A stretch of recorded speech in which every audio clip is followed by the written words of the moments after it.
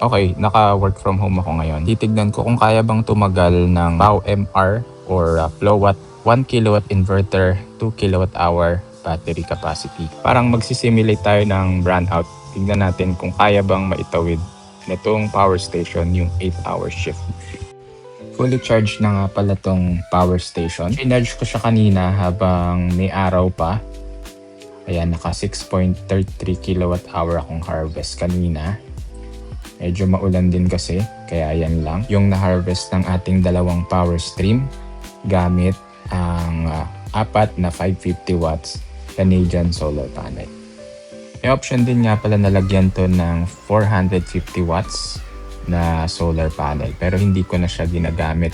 Sina-charge ko na lang siya using the grid.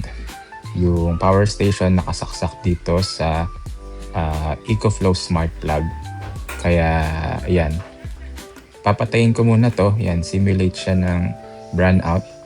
Hindi mamamatay yung mga nakasaksak na appliances kasi meron siyang emergency power system or parang UPS. Continuous pa rin yung flow ng energy sa mga appliances natin. Ito, start tayo for 8:15 at mag-update ako from time to time. So obviously, kaya nito yung laptop charger at saka router. So medyo boring kung yun yung mga nakasaksak lang. Kaya ito, fridge at saka TV yung nakasaksak ngayon dito. Ayan, from time to time, manonood ako ng TV. Bubuksan ko yan. And i-observe ko yung consumption naman through the 4 green LED. So, yan, 1 hour na ngayon, hindi pa rin siya nababawasan. And currently, merong 182, ayan, 170 watts consumption. So, hintayin natin, magbibigay ako ng update hanggang 5 AM. Tingnan natin kung tatagal ba itong power station.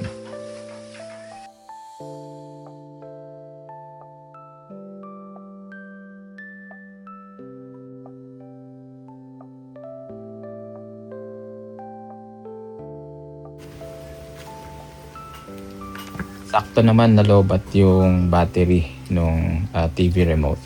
So, since rechargeable din yun, i-charge ko na rin gamit tong POW-MR Flowatt.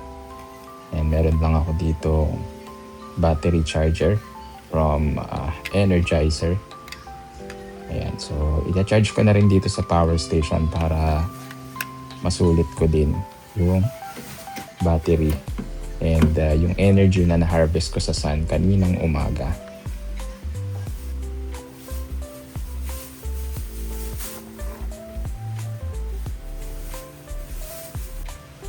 And medyo pangit yung angulo kanina kaya ito inusod ko na lang, inihinarap ko dito sa camera.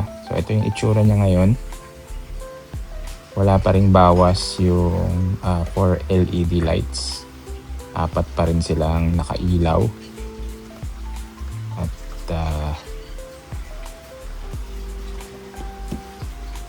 yan. Antay-antay pa rin tayo. Samahan nyo ako hanggang 5 AM tayo ngayon. Kasi hanggang 5 AM yung pasok ko.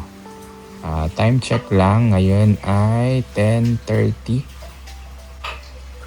Ayan, medyo malabo. Consumption niya ngayon ay 58 watts, 65 watts, and tumataas 81 watts. Nakapatay na dito nga pala yung TV. Ito, trabaho muna tayo. Kasi matagal-tagal pa hanggang 5 AM pa ang ating iintayin.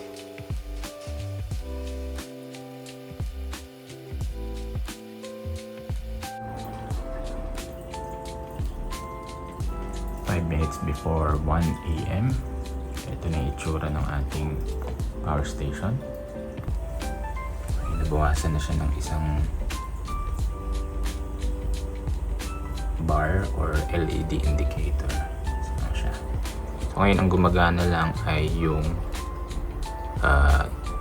ref. Ito, tignan natin yung ref. Ito, yan, gumagana yan. Okay. Then freezer, yan. Nakasaksak yung ref. sa ayun, dito sa extension, yun yung itim. Itong power station na to, itong block na to sa power station yan, doon yan, pero doon yan sa may plug, pero nakapatay yung AC flow na plug. Ito ko sa inyo, ito siya.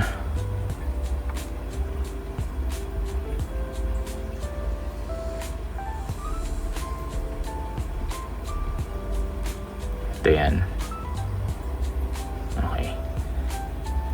Para patunayan ko na nakapatay yan, pag tinurn on ko to, tignan nyo tong indicator na to magcha-charge. Tignan natin. Yun. Tignan nyo, nagcha-charge. So patayin ko agad para hindi masira yung ating science experiment. Ngayon, ang consumption ng ating Flowatt Pow MRI, ito. So halos consistent lagi siya sa 80 watts per. Ayan. Pero bumababa to, hindi ko lang matsyempohan pagka naka-turn off yung compressor. So ayan. Ayan. Ito yung mga nakasaksak. Ayan. Meron tayong TV. And then ito yung aking iMac server. Ano pa ba? Ito, may charge akong isa pang battery dito para sa remote. Yun lang naman, manonood muna ako ng TV. Break muna ako, break.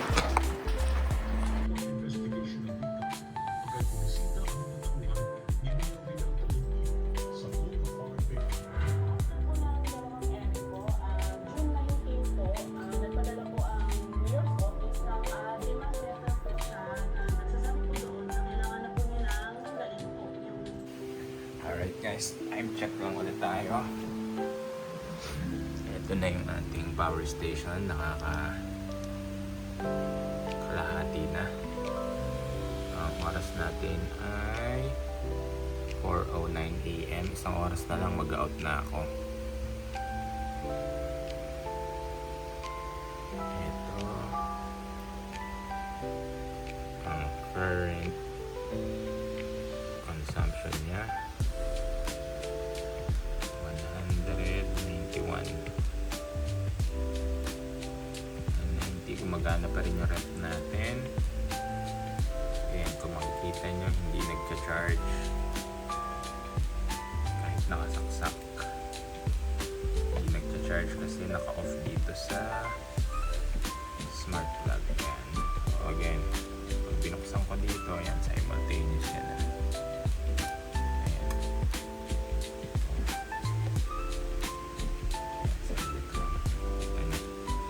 Tumalon ng 1,000.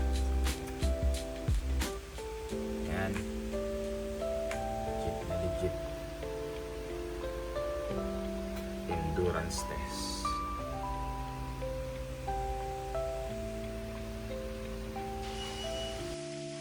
Ayan, so 5:20 na. Nag-out na ako sa trabaho.